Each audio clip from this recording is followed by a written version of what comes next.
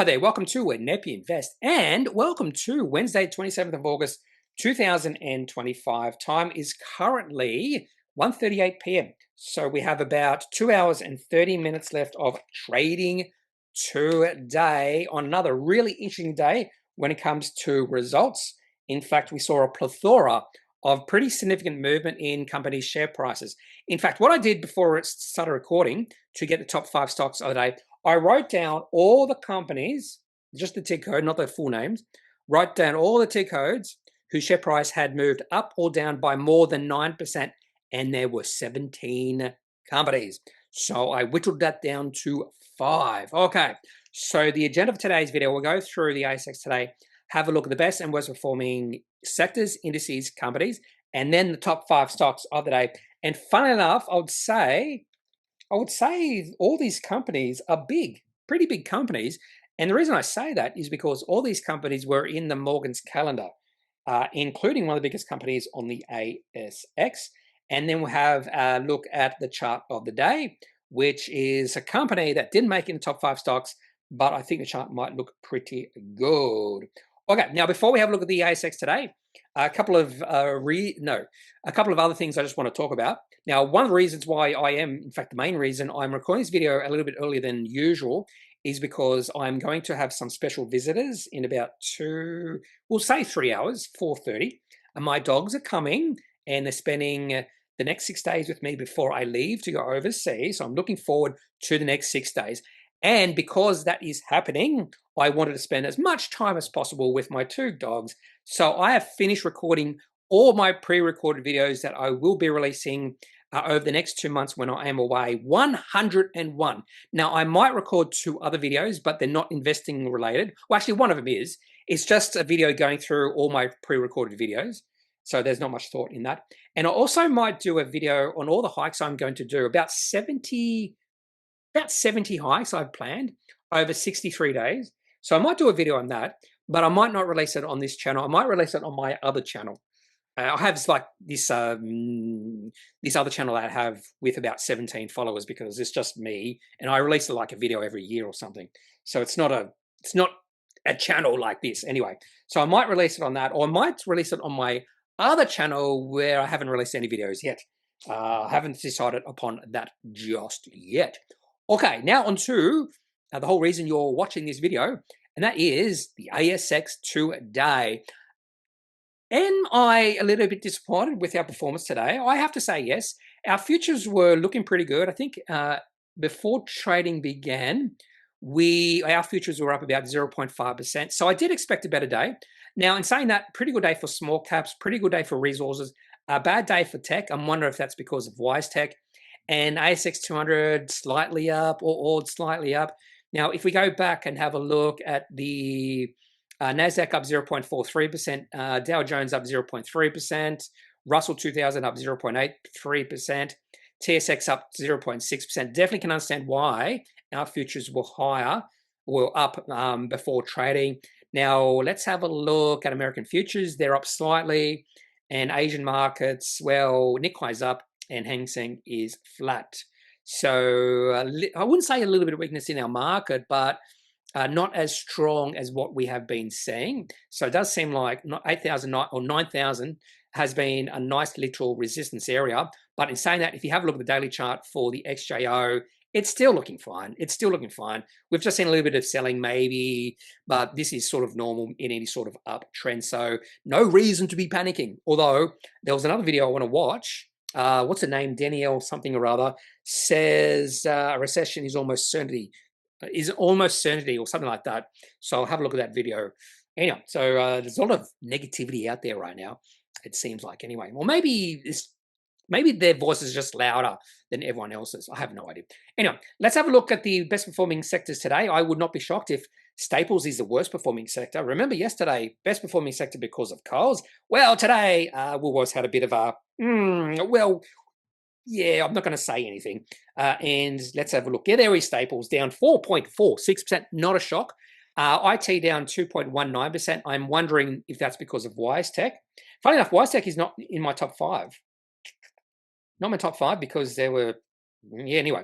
But Staples down a lot. I'm wondering if Woolworths results today has seen Coles being sold off as well, even though it went up yesterday. Let's have a look. I know, in fact, Coles Group is up. That's interesting because I'm wondering if people are saying, wow, Coles Group, all these people now going from Woolworths to Coles, and that's why the share price is up and why Coles had a good year and Woolworths has had a bad year. And I would say over the next few years, more than likely, Woolworths will have better years than Coles. It seems like it goes in cycles to which of these supermarkets performs better. Funny enough, the market cap of both these companies are fairly similar. Now, in saying all that, I would not buy Coles. The P/E ratio is insane for a company that is growing at inflation.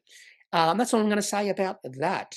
And we'll just have a quick look at IT. I just want to confirm that Wisetech had a bad day, or if the reason why this particular sector has had a bad day is because of Wisetech. Let's have a look. Yeah, Wisetech is down 10.2%. There you go. And by the way, one of my other, what do you call it, tech companies has had a really good day, but it's not that big. There it is, RPMGlobal up 17%. Yeah, it's not that big, comparatively speaking. Okay, so we can definitely understand why some sectors have had a bad day today, and maybe even why some sectors have had a good day. Onto the best performing indices. Gold's had a good day. Go gold. What else here? Banks have had an okay day. And ASX 20 is actually down. There you go. And I'm wondering, Woolworths, is Wisetech? Yeah, Wisetech. So a few companies in the ASX 20 have had a bad day today. Yeah, in fact, that's absolute true. So 9 companies up, 11 down. And if we have a look at the worst performing companies, yeah, Woolworths, Wisetech, there you go. So that is why the ASX 20 companies have had a relatively bad day today. And then Sigma Healthcare, which did release results, but share price movement of 5.3% is not even close to getting in the top 5 stocks. In fact, it didn't even make my preliminary 17 list. Top 17 list. So you have to do better, Sigma Healthcare. You have to do much better than that. And hopefully you'll learn from this lesson and you do better in this financial year. And then you can make it in the top 5 stocks of the day. So I'm pretty sure the CEO will be watching this show and he's going to put a fire under all Sigma Healthcare or Chemist Warehouse employees. Do better. We've got to make the top 5 stocks of the day next year when we release results. Okay, that's really all I want to talk about. Okay, on to the top gainers. Okay, yeah, I was going to say I haven't figured out who the best gainer is I'm going to talk about, but I've already figured this out. A company called Basin Energy up 144%, Invectus Energy up 98%, both on fairly big turnover. Both of these companies must have released something, but I don't really, or maybe I could. Maybe I could. I was going to focus my attention on RPMGlobal because I'm a little bit biased, but let's have a look at Basin Energy. Okay, so what they released today, acquire extensive uranium and rare earth portfolio. Okay, yeah, don't really focus on that. I don't really care about that. Story stock. And in like 3 years' time, they might pivot towards the next big thing, which might be lithium again. Anyway, so that's Basin Energy. Chart looks okay. A little bit of selling coming in today, which is understandable because before today, chart looked horrendous. And the other company here is Invictus Energy. Something to do with South Africa. Oh, there's a movie, South African movie, I don't know. And what they released today, Strategic Investor and Alliance Agreement. Okay, fair enough. And let's have a look at this chart. Share price above 10 cents. That's a good move. I like that. So one thing going for this company is the share price has broken above 10 cents. Whether it remains above 10 cents remains to be seen because before today, share price looked awful. But I might have a closer look at this particular announcement later today. Now on to, actually, no, we'll go back to top gainers. And let's have a look at all the companies that released results today. Tabcorp, yes. Siteminder, yes. Both in the top 5. In fact, number 1 and number 2. RPMGlobal, yes, but missed top 5. And Wagners, yes. Chart of the day. There you go. And there's Kaylee Resources again. Loomis Diagnostics, go Loomis. Go, you good thing. Back above 10 cents. I am trading that, by the way. Onto the best performing companies by market cap. What can we say here? Worley results, Lovisa results, did make them a top 5. Share price looks like it has dropped a little bit. What else? Wagners, Adair's release results. And that might be it. Okay, so let's turn our attention to the top losers. Okay, Domino's Pizza, top 5, share price down 18.9%. SciDev release results. Used to be a holder, no longer. ReadyTech released results. Woolworths released results, and I did put Woolworths in the top 5 just because it's such a big company. And when a share price drops 13% on this type of company, that's a huge story. That is a huge story. McPherson's down 12% on results. EBOS down 12.7% on results. All these companies did make my preliminary top 17. And Wisetech, I will talk about Wisetech in a second. Oh, I did not even talk about RPMGlobal. I am sorry. So I'll talk about RPMGlobal and Wisetech in a second. Okay, so, and what else? That's it. So top losers by market cap. We have, what else do we have here? Paragon Care released results. No, Cogstate didn't. That's it. Okay, so let's just briefly talk about RPMGlobal and Wisetech. Now, I did write notes about all these companies, so I don't forget. Maybe I should do this more often. And all I said when it comes to, I'm not sure which one to use. When it comes to RPMGlobal is financial year 26 guidance. That's all I wrote. That's all I wrote. So let's have a look at that. Share price up 17.8%. Probably deserves to be in the top 5. I'll be honest with you. It's going to be very rare where a company share price rises 17.8% and doesn't make the top 5 stocks, particularly on financial results. Now, I think one of the reasons why the share price is rallying is because of their guidance. And I was like, whoa, that's pretty good. Now, operating revenue up 6%, but profit increased a lot, but it's on a low base. So don't really care about that. Now, I am a shareholder of this company, so I'm a little bit biased, which is probably why I actually didn't include the top 5. I want to remain a little bit less biased, and I've already included, well, one company that I do own the top 5. I thought it might have been more. Anyway, let's have a look at their presentation. Okay, so highlights. So I like to see the revenue growing a little bit more, but subscription revenue is growing at 20%, which is good. Underlying EBITDA up 32%, so companies finding a little bit of scale. Gross margins 96.3%, 115% subscription net revenue retention, really nice. So really nice metrics. AR up 16%. So nothing to complain about when it comes to financial year 25 results. Now, maybe just revenue only up 6%. So I would love that to be a little bit higher, but I am picking at not much. Now, they got rid of advisory, which is, I thought, a really good move, because advisory, low margins, that sort of thing. So I think this was a really good move from the company. But I just went through these results because they released results last night. I should also mention that, about 7:30 p.m. And sometimes, particularly if you're cynical, would say, well, they're releasing results quite late. Must be bad. It's not true. Not true. Okay, so software division, nice growth. What I want to see. And then the new product adoption, etc., etc. It's all pretty. It's all looking good. And then we get to the financial year 26 financial guidance. And I was like, whoa, hello. So revenue increasing from, this is the expectations, from 76.7 million to 88 to 92 million. That's pretty nice. It's better than this year's revenue growth. So we are talking about possibly 816, 92, possibly 20% growth in revenue. That's at the high end. Operating EBITDA from 6.2 million to 23 to 25 million, and profit before tax from 3.1 million to 20 to 22 million. I was like, oh, that's pretty nice growth. So also increasing margins. That's how you get some really nice growth in profit, EBITDA, even if revenue is not growing as much as you want. Expansion of margins, increasing margins. The other thing they mentioned here is this guidance reflects that the business is on track to achieve the Rule of 40 principle in financial year 26. And they also had an EBITDA bridge. How are they going to achieve this great growth? So, and recurring revenue increase, employment savings. Now, sometimes I'm not fussed by that.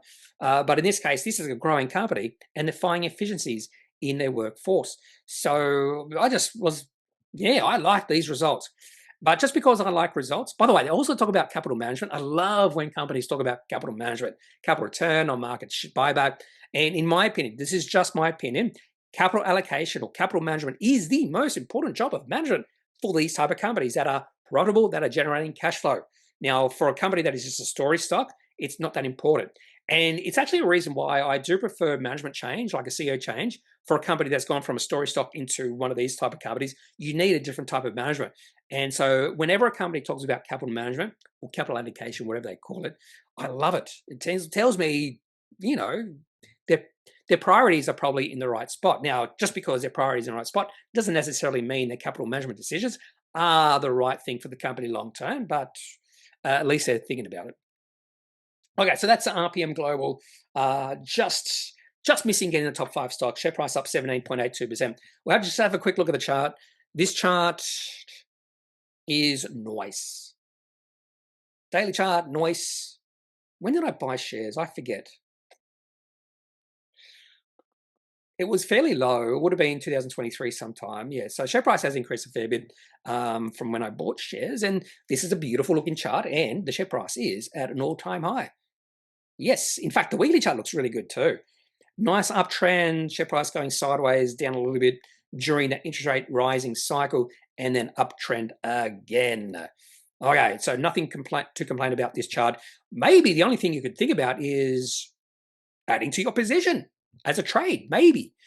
Now onto Wisetech in the opposite direction. So this is one of the worst performing companies today that did not make it in top 5 stocks. Share price down to 10.2%. This is another one where I did write, in fact, all these companies I did write down, whether they beat expectations or not. The revenue was short of expectations. Wait there. 382, 242. Oh, NPAT was better than expected, but EBITDA and revenue were below expectations. And I'm wondering, notice in their media release, they just mentioned EBITDA margin exceeds expectations. That's actually, for me, that's a little bit of a trigger where they focus on EBITDA margins. That's the best you can do. EBITDA margins have exceeded expectations. Really? So this just shows you that they will pick out the best things in what's ever happening and really highlight that. So it's good that EBITDA margins are better than expected, but should that be the best thing that has happened? But in that, growth is still pretty nice, but I probably expected a little bit more, and obviously the market expected a little bit more, particularly when it comes to revenue growth. They were expecting 797 million. They got 778 million. EBITDA was a little bit short of expectations as well. But profit, according to Morgan's calendar, was a little bit better than expected. Okay, so that's that. And the market, not really that impressed. I'm wondering if there was any sort of outlook as well. I didn't have a look at the outlook. There we go. So I'm wondering also whether this outlook was a little bit weaker. In fact, we can have a look at this right now because I have some revenue, EBITDA, revenue and EBITDA guidance. And in Morgan's calendar, they do provide financial year 26 expectations. So what is this company again? Wisetech. So let's have a look at the expectations for financial year 26. So revenue, well, funny enough, there's a massive difference between Morgan's expectations and consensus. So consensus is 995 million. Morgan's is 1.35 billion. So let's say, based off this company's, okay, so the company anticipates revenue of about 1.4 billion. So does this include some sort of acquisition? So that's a big difference. It's more like Morgan's.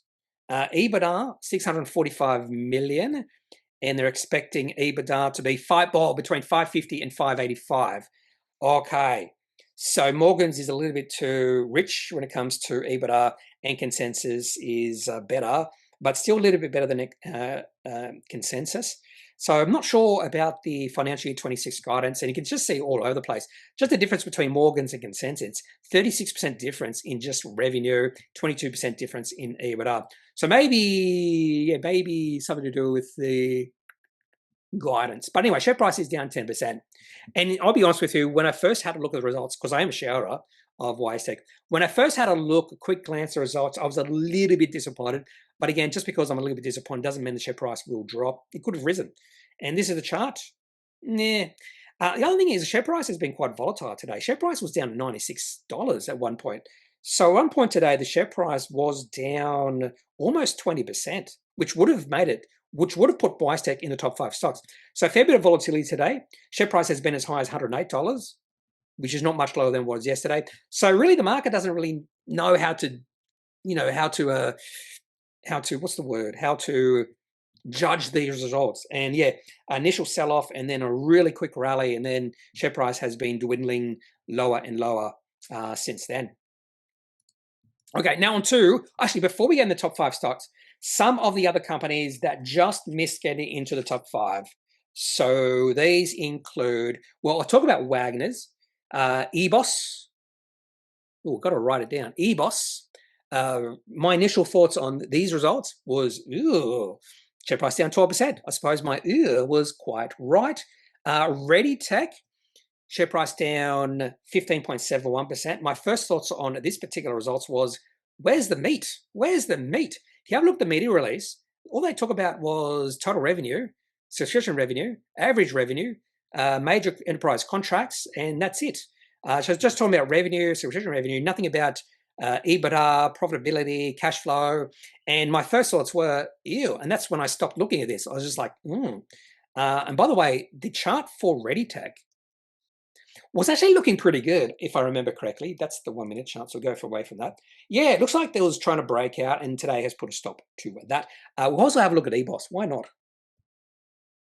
This chart was looking interesting as well, if I remember correctly. Yeah, it was sort of in an uptrend, and today's put an end to that. What else do we have here? We also have Australian Financial Group. This was a good one. Share price, share price was up 10%. Now it's only up 7.5%. A company called Matrix Composites, share price down 8.33%. It was down about 9% earlier. McPherson's, I didn't have any feel about this one. Share price down 14.5%. Not my favorite company, and I thought because it's not my favorite company, was a bit biased against this company.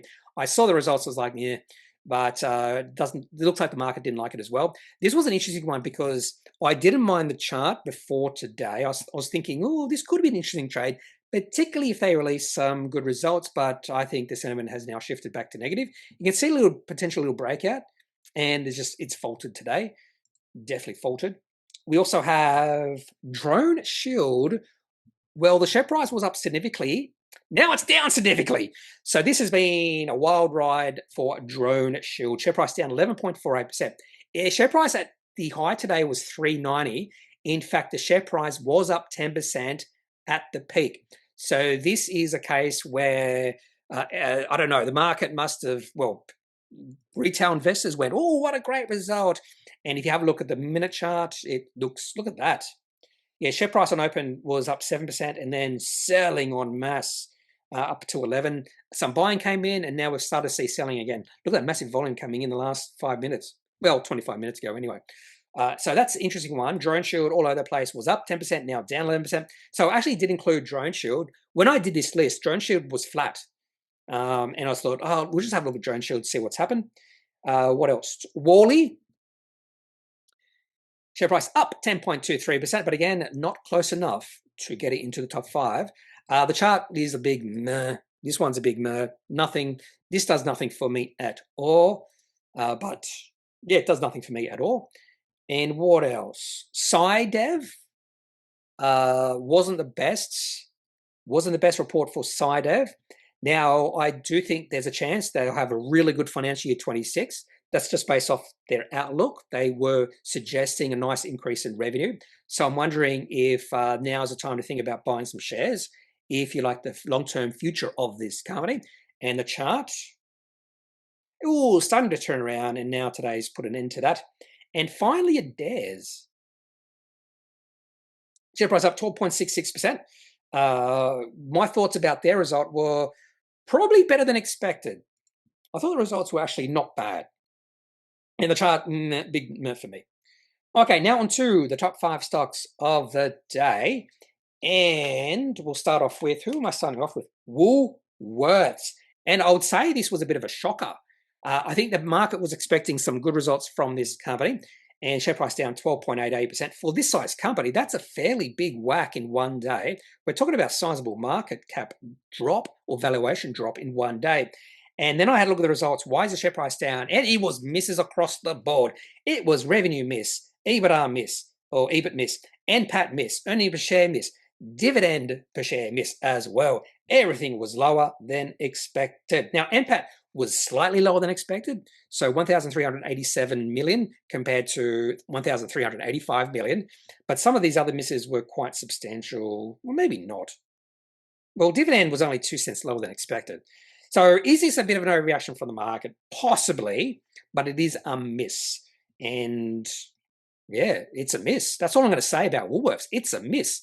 So let's have a look at the chart for Woolworths. Now, Coles chart looks good, but again, I'm just turned off by the valuation. And I've been turned off by the valuation of Woolworths for probably, if you go back, have a look at the weekly chart, been turned off by the valuation of this company since probably 2019. When the share price got down to $18, yeah, that was good enough. But share price getting $42 in 2021, screaming overvalued. And fun enough, I just keep hearing people say this should be in everyone's portfolio. And my question to that would be why? Why does this have to be in your portfolio? It's not growing. It's growing at inflation, I'd say. Maybe slightly better than inflation. You're not going to get significant returns out of this. Sure, it's defensive, but do you really want to own defensive companies unless you're defensive? Anyway, so I've never really been interested in owning Woolworths just because I don't think the forward returns are going to be that high.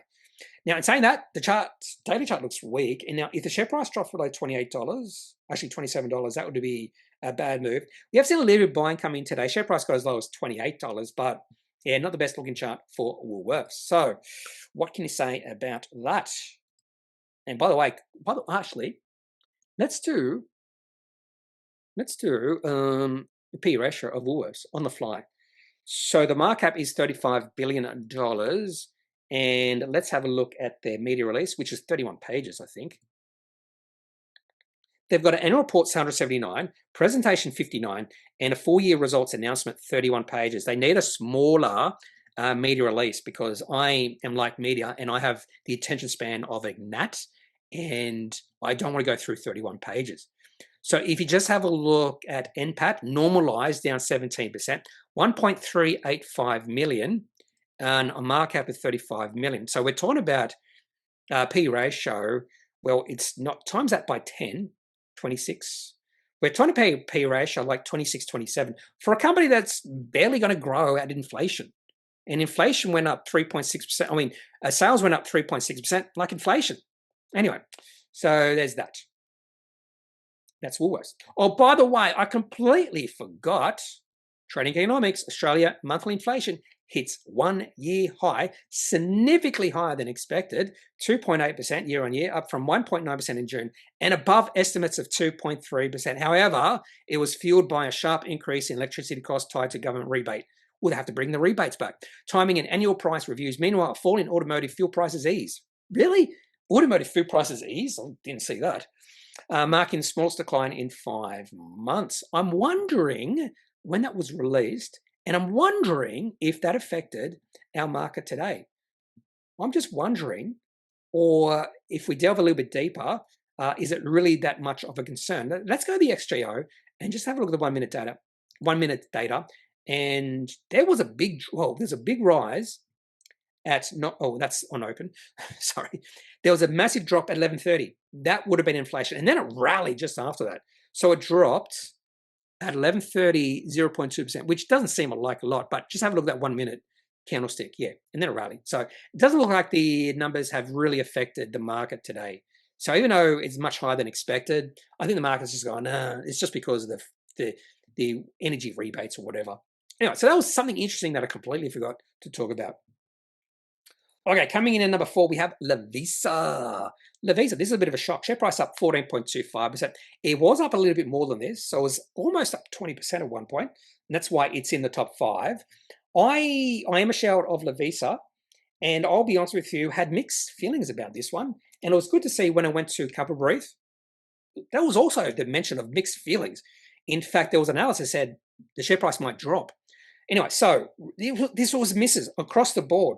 So revenue miss, in fact, revenue was better. Revenue was better than expected, but EBIT lower than expected. Earnings per share came in at 78.1 cents, and the expectations were 82.5 cents. There was a drop in dividends. In fact, let's have a look. We'll open up this right now.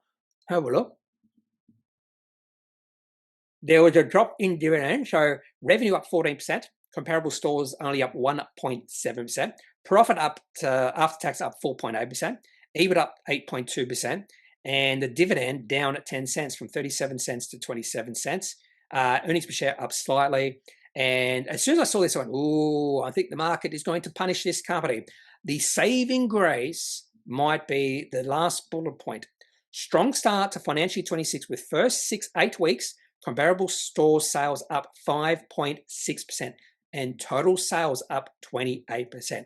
I have a feeling it was just that saved Lovisa today, and not only saved Lovisa, pushed the share price higher, because that is a much stronger start to this year than what we've seen, well, what we saw in financial year 25. So there is a possibility that Lovisa is going to have a really good financial year. The other thing I like to look at when it comes to Lovisa is their store rollout around the world, and they're really ramping this up.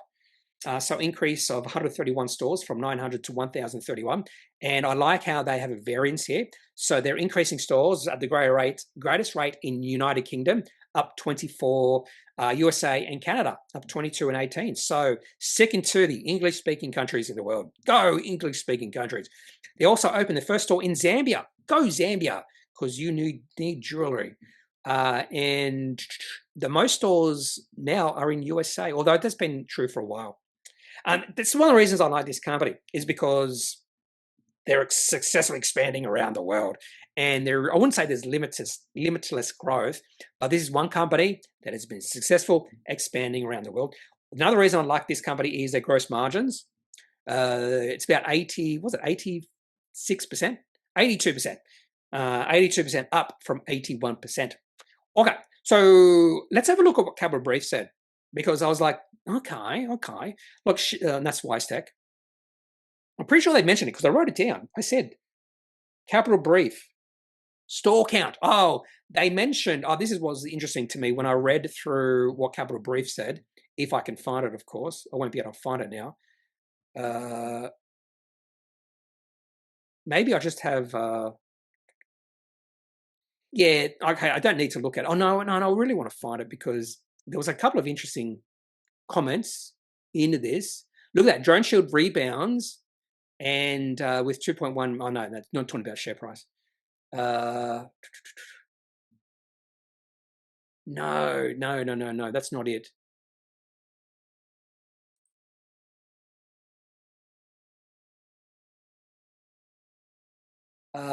Here we go. Lovisa shares climb as year-end store count tops forecasts. So that is the reason why they think the share price has risen, because the store count was better than expected. I'm not sure if I would get that enthused by that. I suppose I can sort of understand it. But what was interesting here is the analysts here from Jarden, Ed Woodgate and Christian Wake, had said, mixed result means it should trade flat, but may trade down as investor expectations appear to be strong into result. Not a positive, with a stronger trading update. And I think that was really important.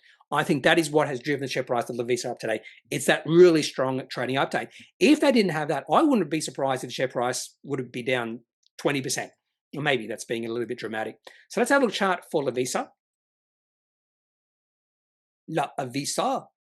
I'll be honest with you, I've never been to a Lovisa store, and I have no desire to go into a Lovisa store. Nice looking chart, bit of a turnaround or shift in sentiment back in May. And if you have a look at the weekly chart, we are talking about a long-term high. And this is a beautiful, beautiful weekly chart. In fact, if you have a look at this, look at how many times the share price has hit the 200-week moving average and bounced off it perfectly. Well, it sort of did in COVID-19. Perfectly in June 2022, perfectly in October 2023, and almost perfectly in April this year. That was the time to buy. So, in fact, you've had quite a few occasions where you could have bought Lovisa. I don't know if I'd buy it now. I'm not even sure if I would trade on this particular update from the company. Well, it's not an update, it's results. Okay, coming in at number 3, we have our Domino's Pizza. Share price down 19.3%. The hits keep on coming, and we're not talking about a radio station who keeps on playing Elvis Presley and Beatles' greatest hits songs. Hits keep on coming for Domino's Pizza. These are bad hits. Okay, share price down 19%. This is another one where I just wanted to see why the share price was down. And sales were actually slightly better than expected, but EBIT worse than expected, and profit a little bit lower than expected. I also actually wrote down trading update, blah. So obviously it was a trading update that has caused a little bit of grief for Domino's Pizza, sort of like the reverse of Lovisa. So the results probably were slightly worse than expected, but it wasn't significantly bad. Significantly bad. Like Lovisa results were worse than expected as well, and the share price rallied. So we are seeing now that any sort of trading update a company releases is really important. Really important. Now, this particular trading update, yeah, let's have a look. Where was it? Where did they write it, the trading update? They must have put it into another announcement because I definitely read it. I wonder if it's in the presentation. I should write this down. Where is everything I see and read? I just keep on moving on and thinking I could just find it really quickly. It must be in this. Here we go, trading update. Here we go. Yeah, obviously it's in the presentation. Okay, so they're talking about same-store sales growth. It was a little bit confusing at first, but the first 7 weeks of new financial year, at this point in time, same-store sales growth is down again, 0.93%. But they also mentioned, well, last year, same-store sales were down 1.3%. And they're saying, well, that's positive. It's not as down as much as last year. Yeah, that's not a positive. So that's probably why I said Mark, because nothing is recovering at this point in time. So there you go with Domino's Pizza, and just the hits keep on coming. Share price keeps on dropping. So let's have a look at this awful chart for Domino's Pizza. Now we'll stick with the weekly chart at first. And this is a complete opposite of this is not the chart of that's the daily chart. Let's have a look at the weekly chart. This is not what you want to see for a high quality company. Share price has been below the 200-week moving average since March 2022. So it's about almost 3.5 years ago. And in fact, the 200-week moving average has been acting as resistance almost. And the share price keeps on dropping. In fact, you can see the amount of negative updates from this company since the share price reached its high. First one was in November 2021. Another one in February 2022 results. There was another big drop in February 2023. Another big drop in January 2024. Must have been a trading update. And then we've seen this one as well. And the share price, last time it was this low at $15. You have to go all the way back to 2013. We're talking about a 12-year low in Domino's Pizza. And I will say this was a beloved company on the ASX for a long period of time because you can see the share price going up. Now, the share price found there was a weak period for about 4 or 5 years from 2016 to 2020. But before that, I still remember experts just lauding this company sometime like 2011, 2012. And yeah, that was a great time, the next 5 years. But yeah, what can I say right now? Nothing. There is nothing to say about Domino's Pizza. No reason to trade this right now. Is it good value? Maybe not. This is not a high quality company, just based off the lack of revenue. In fact, let's have a look. Let's see if this might satisfy my high quality filter. I would say definitely not. Let's have a look. Revenue growth, 7%, already straight away. This will be filtered out. Last 3 years, revenue has gone backward, 0.2%. Operating margin, 7.2%. Again, doesn't fit my criteria. Our return on invested capital, 6.4%, 5-year average. So there is a lot of red flags when it comes to Domino's Pizza. You cannot call this company high quality at this point in time. And the chart shows you that. Okay, on to company coming in at number, what are we up to? 2. Oh, we got 2 really good reactions from the market. First one is Tabcorp. I would say this surprised me. 2 reasons why this surprised me. The results were really good, and how surprised I was how good the results were. I saw these results and went, whoa, hello, Tabcorp. Where have you been my whole life?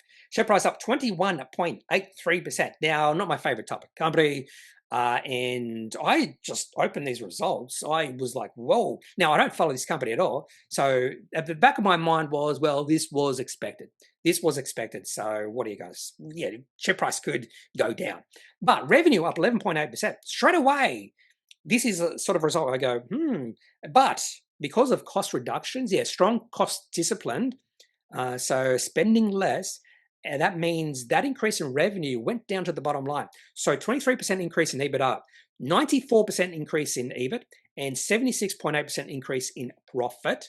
Adjusted EPS up 100%, and dividend per share up 53.8%. And I also wrote down how these results compare to expectations. And it was a complete beat across the board, a significant beat across the board. Let's start with dividend. Expectations for dividend was 1.4 cents. Came in at 2 cents. EBIT expectations 170 million, came in at 188 million. EBITDA expectations 371 million, came at 391 million, and revenue was slightly better than expected as well. So it just beats across the board. Now, earnings per share, if you have a look at adjusted earnings per share, came in at 3.9 cents, and in Morgan's calendar it said 1.6 cents. I'm not going to say that was a massive beat because I want to understand what Morgan's calendar was looking at. Was it adjusted earnings per share? I assume that, but everything was just crying out, wow, this was a really good result. I did not even have a look at Capital Brief. I didn't need to know why the share price was higher. This was like one of those situations where it was really obvious. Here we go. Tabcorp shares rally on swing to full-year profit. Let's see what anyone said. Oh, there's nothing here. How boring. Nothing. No analysis, anything. Let's have a look at the chart. This is a chart where the share price was an uptrend start of 2020. Yeah, it was an uptrend. A little bit of weakness back in March, April, and then moved back into the uptrend. And I was like, really? Is the market really keen? Is the market interested in this company? And this is an occasion where the market got it absolutely right. Share price reached a low last September at 40 cents. Share price has doubled. And nice looking chart for Tabcorp. I wouldn't have imagined me even thinking of including Tabcorp in the top 5 stocks, but I had to because what a result from the company. Okay, now on to one where I was like, and that's Siteminder, but you can't ignore when the share price is up 23%. So Siteminder does software for hotels. I suppose that's the best way to say it. Not profitable. This is not profitable company. And I do struggle with non-profitable companies trying to understand why the share price has gone up. Well, I sort of know, but for me, before I see the share price rising, it's hard for me to try to understand why the share price might be higher. But there's one simple metric in trying to understand why the share price is higher. Because if you have a look at some of the other metrics, like for instance, the revenue, have a look at the results, by the way. Like the revenue was almost to expectations. Oh, they don't even show the revenue here. No, they do. No, yeah, revenue, 224.3 million, up 17.7%. So that was about to expectations. Expected revenue was 224.5. EBITDA, where is it? Underlying EBITDA, 14.3 million. Expectations were 15.1 million. And even the profit, which was a loss, that was a little bit higher than expected. So what's been causing the share price to rise? It's this underlying free cash flow, positive 4.7 million, significantly better than expected. I think this was a reason why the share price rallied. And then I had some backup from Capital Brief, and I was really happy that Capital Brief mentioned this. So this was Siteminder's first positive annual underlying free cash flow performance. Okay, now I'm just going to show you, I haven't had a look at this yet. I'm just going to show you their cash flow statement. Because sometimes when a company says they're cash flow positive or free cash flow positive, I would counter saying, not quite there. But before, or as we wait for that to open, Electro-Optic Systems wins defense contract. I didn't see that. They must have just announced it. Let's have a look at Siteminder. Definitely in here because here we go. Yeah, shares saw as free cash flow result outstrips estimates. So, yeah, 4.7 million, estimates worth 2.7 million. So, wait there. That 2.7 million was Jarden analysis, but consensus forecast was negative 3.2 million. So that's a pretty good result just in free cash flow. And the way I look at it is that free cash flow is one of the most important metrics. Cash flow is one of the most important metrics. So does that justify share price rising 23-24%? I don't know. Let's have a look. By the way, if you ever want to look at like a remuneration report, this company apparently has shares under Rule of 40 performance rights. Interesting. So Rule of 40 is important, which probably is a good thing. Now let's have a look at the cash flow statement. No, that's night 15. I'm well past this. Director's report. Here we go. Okay, so operating cash flow positive 23.7 million. Now, payment for intangibles 25.874 million. So for me, that is an ongoing cost. It's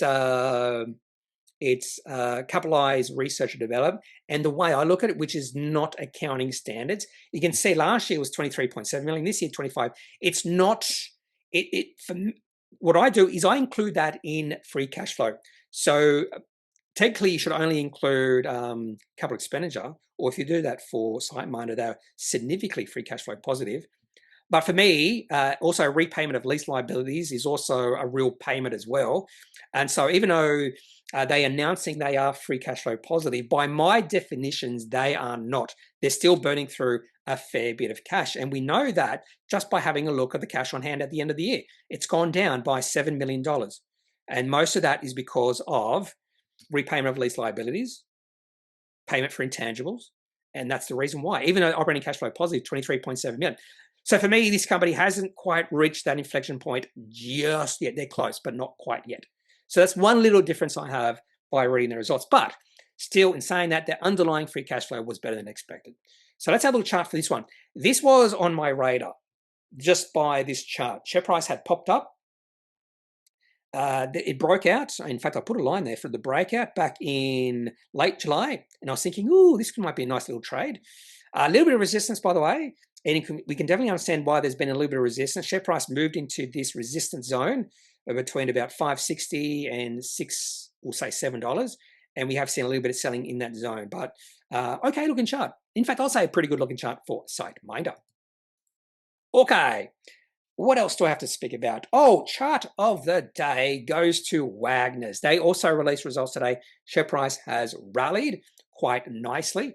And this chart still looks pretty good. A beautiful breakout. This is one of my best favorite breakouts, even though I wasn't trading it at the time. Share price going sideways for the longest time. Again, Billy Joel. And then all of a sudden, share price started to go up. Some pretty nice volume here as well in October last year. So we're talking about less than 1 year ago. Share price went from 90 cents up to $1.20 in like a week and a bit and has just kept on going up since then. A little bit of weakness in the last month and a bit, but the share price is roaring higher today on a pretty good result from the company. So it seems like the market was aware that this company was going to, or maybe it guessed, educated guess the company was going to release really good results. And yeah, this is a beautiful chart. Now, if you have a look at the weekly chart,